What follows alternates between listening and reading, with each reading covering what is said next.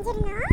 Okay, அதோட link நான் மேலே காட்டில் போடுறேன். நீங்கள் ப்ரெஸ் பண்ணி பார்த்துக்கலாம் அதோட ரெசிபி எப்படி இருக்கும்னு.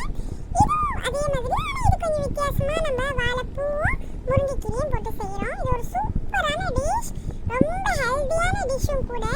கண்டிப்பாக நீங்கள்லாம் ட்ரை பண்ணி பார்க்கணும். ரொம்ப டேஸ்ட்டாகவும் ஹெல்த்தியாகவும் அட் த சேம் டைம் ஹெல்த்தியாகவும் இருக்கும். ஸோ நம்ம வாங்க ரெசிபிக்குள்ளே போகலாம். குக்கிங் மெத்தட்க்கு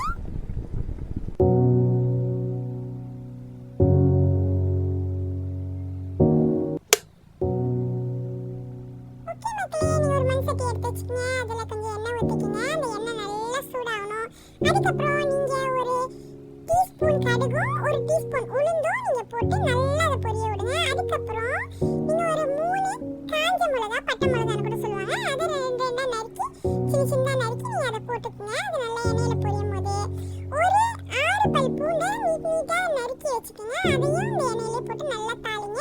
அதுக்கப்புறம் ஒரு கைப்பிடி பச்சைன்னு இருக்கிற கருப்பில் அதையும் போட்டுக்கோங்க. நல்லா போட்டு அதை நல்லா தாளிங்க.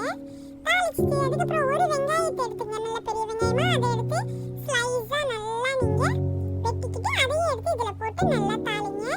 தாளிச்சுட்டு இருக்கும் போது அதுக்கப்புறம் என்ன பண்ணுங்க, ஒரு 10 ஊசி மிளகாவை 2 கீறி நீங்கள் இந்த எண்ணெயிலே போட்டுருங்க. போட்டுட்டு நல்லா தாளிங்க. பாருங்க நல்லா தாளிச்சு வருது. ஓகே, நீங்கள் என்ன பண்ணுங்க, வாழைப்பூ இருக்குல்ல, வாழைப்பூ எடுத்து நல்லா சுத்தமாக ஆஞ்சிட்டு அதை சின்னதாக நீங்கள் வெட்டி தண்ணியில் போட்டுக்க வச்சுக்கோங்க. அதுக்கப்புறம் அதை தண்ணியிலேருந்து எடுத்து நல்லா புளிஞ்சு வச்சுக்கோங்க. அதை பாருங்க, இப்போ நான் எப்படி காட்டுறேன்னு அந்த மாதிரி நல்லா புளிஞ்சு வச்சுக்கோங்க. அதை எடுத்து இப்போ நீங்கள் இதுக்குள்ளே போட்டுருங்க. இந்த தாளிப்புலேயே போட்டு நல்லா கிண்டுங்க. அது இந்த தாளிப்பில் இருக்க அந்த வெங்காயம், பூண்டு, ஊசி மிளகாய் எல்லாமே இந்த பூவோட நல்லா மிங்கிலாகணும். நல்லா போட்டு நல்லா கிளறி விடுங்க. சூப்பரான ஒரு டிஷ் மக்களே. இது ரொம்ப ஹெல்த்தியும் கூட. வாழை மரத்தில் இருக்க எந்த ஒரு இதுவும் நம்மளுக்கு வேஸ்ட்டே கிடையாது. எல்லாமே நம்ம ஹெல்த்துக்கு ரொம்ப நல்லது. வாழைத்தண்டு, வாழைப்பூ இதெல்லாம் ரொம்ப ரொம்ப நல்லது. ஸோ கண்டிப்பாக நம்ம முன்னோர்கள் நம்மளோட தாத்தா பாட்டிக்கெல்லாம் ரொம்ப விருப்பமான டிஷ் இது. நம்மளுக்கு செஞ்சு கொடுத்துருப்பாங்க. இப்போ நம்ம இதை நம்மளும் செஞ்சு சாப்பிடணும். அப்போ தான் நம்ம ஹெல்த்துக்கு ரொம்ப நல்லது. ஓகே, இப்போ நீங்கள் என்ன பண்ணுங்க, முருங்கை கீரை இருக்குல்ல, முருங்கைக்கீரையை நல்லா சுத்தம் பண்ணி நல்லா ஆஞ்சி சுத்தம் பண்ணி வச்சுட்டு இந்த மாதிரி பாருங்க நான் காட்டுறேன். இந்த மாதிரி நல்லா சுத்தம் பண்ணி வச்சுட்டு நீங்கள் என்ன பண்ணுங்க, அதையும் எடுத்து இதில் போட்டுருங்க. இந்த பக்குவத்தில் அதை கொஞ்சம் நல்லா கிளறி விட்டுருங்க. வாழை பூவை கிளறி விட்டுட்டு அதுக்கப்புறம் நீங்கள் இந்த முருங்கைக்கீரையும் போட்டுருங்க. முருங்கைக்கீரையை போட்டு நல்லா கிண்டுங்க. நல்லா கிண்டி விட்டுட்டிங்கன்னா நீங்கள் பாருங்கள், அந்த முருங்கைக்கீரையெல்லாம் கொஞ்சம் வதங்கிடும். ஏன்னா அந்த சூடு படுறதுனால நல்லா வதங்கிடும். ஓகே, நீங்கள் நல்லா கிண்டணும். அந்த வாழைப்பூவும் இந்த முருங்கைக்கீரையும் நல்லா மிங்கிலாகி பிளேண்ட் ஆகணும். ஓகே, நீங்கள் அந்த மாதிரி நல்லா கிண்டி விட்டுருங்க. அது சூடு எடுத்தோன்னே அந்த முருங்கைக்கீரை சூடு எடுத்தோன்னே கொஞ்சம் நல்லா வதங்கி ஒரு நல்ல பக்குவத்துக்கு வர ஆரம்பிச்சிடும். நல்ல ஒரு வாசமாக சூப்பராக இருக்கும். ஓகே, ரொம்ப சூப்பரான டிஷ். கண்டிப்பாக நீங்களாம் ட்ரை பண்ணுங்கள். ஓகே, இப்போ நீங்கள் என்ன பண்ணுங்கள், தேவையான அளவு உப்பு அவங்களுக்கு தனியாக டேஸ்ட் பேக். ஸோ நான் எவ்வளோ உப்புன்னு குவான்டிட்டியாக சொல்ல முடியாது. நீங்கள் உங்களுக்கு எவ்வளோ தேவையான உப்பு நீங்கள் டேஸ்ட் கூட பண்ணிக்கலாம். நீங்கள் போட்டு டேஸ்ட் பண்ணி நீங்கள் புதுசாக சமைக்கிறீங்கன்னா நீங்கள் போட்டு டேஸ்ட் பண்ணி கொஞ்சமாக போட்டுட்டு நீங்கள் நல்லா அதை கிண்டி விட்டுட்டு டேஸ்ட் பண்ணி பார்க்கலாம். ஓகே, அந்த மாதிரி அவங்கவுங்க தனி டேஸ்ட் பார்த்துட்டு நீங்கள் உப்பு போட்டுக்கங்க. உப்பு போட்டுட்டு நல்லா கிண்டுங்க. உப்பு போட்டு நீங்கள் நல்லா கிண்டும் போது அது நல்லா இன்னும் வதங்கி வரும்.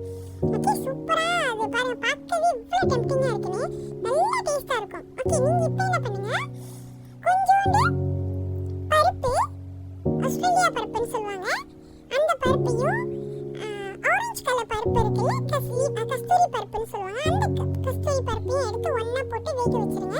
வெறும் அது மட்டும் போட்டு வேக வச்சுருங்க. வேக வச்சுட்டு அதை நல்லா அந்த மாதிரி கொலையே இருக்கும் போது நல்லா வெந்து மசிஞ்சிடணும் அந்த பருப்பு. அதில் கொஞ்சம் கொஞ்சம் தான் முழுசாக இருக்கும். அந்த பருப்பை எடுத்து இப்போ இந்த பதுக்கி வச்சுருக்க இந்த கீரையிலையும் இந்த வாழைப்பூலையும் போட்டுருங்க. போட்டுட்டு நல்லா கிண்டி விடுங்க. நீங்கள் குவான்டிட்டிக்கு தகுந்த மாதிரி போட்டு கிண்டி விடலாம். அப்போ உங்களுக்கு தெரியும் அதோட இது எவ்வளோ போடணும்னு. ஓகே, அந்த பருப்போட இதுவும் ஈக்குவலாக இருந்துச்சுன்னா கொஞ்சம் நல்லா டேஸ்ட்டாக இருக்கும். ஓகே, நல்லா போட்டுட்டு கிண்டி விட்டுட்டு அந்த பருப்புலேயும் நீங்கள் லேசாக தண்ணி ஊற்றி நீங்கள் போட்டுருங்க. ஆஸ் யூஸ்வல் நம்ம எதுவுமே வேஸ்ட் பண்ணக்கூடாது. ஸோ அதனால் நம்ம அந்த மாதிரி தண்ணி ஊற்றி எல்லாம் போட்டோம்னா இதுவும் கொஞ்சம் அந்த பருப்போட நல்லா வேகும். ஓகே, நல்லா போட்டு நல்லா கிளறி விடுங்க. பாருங்கள், பார்க்கவே எவ்வளோ சூப்பராக டெம்ப்டிங்காக இருக்குன்னு.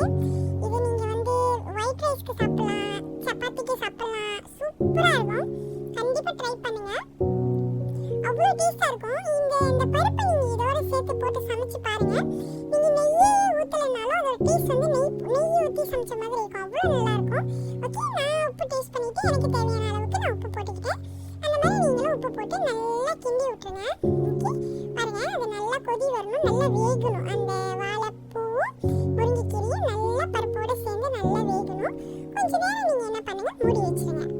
மூடி வச்சுட்டு அதுக்கப்புறம் நீங்கள் திறந்து பார்த்தீங்கன்னா சூப்பராக வெந்திருக்கும். அது நல்லா அந்த பருப்போடு நல்லா மிங்கிலாகி பாருங்கள் எப்படி இருக்குன்னே, நல்லா குழஞ்சி நல்லா வெந்திருக்கு. ரொம்ப பார்க்கவே டெம்ப்டிங்காக இருக்குது. சாப்பிடுங்க, சூப்பராக இருக்கும். கண்டிப்பாக ட்ரை பண்ணுங்கள். நம்ம சேனலுக்கு சப்ஸ்கிரைப் பண்ணுங்க மறந்துடாதீங்க. லாலா பேபிக்கு உங்கள் சப்போர்ட் கொடுங்க. கண்டிப்பாக இந்த ரெசிபியை ட்ரை பண்ணிட்டு நீங்கள் கமெண்ட் செக்ஷனில் போட்டு விடுங்க. பாய் மக்களே.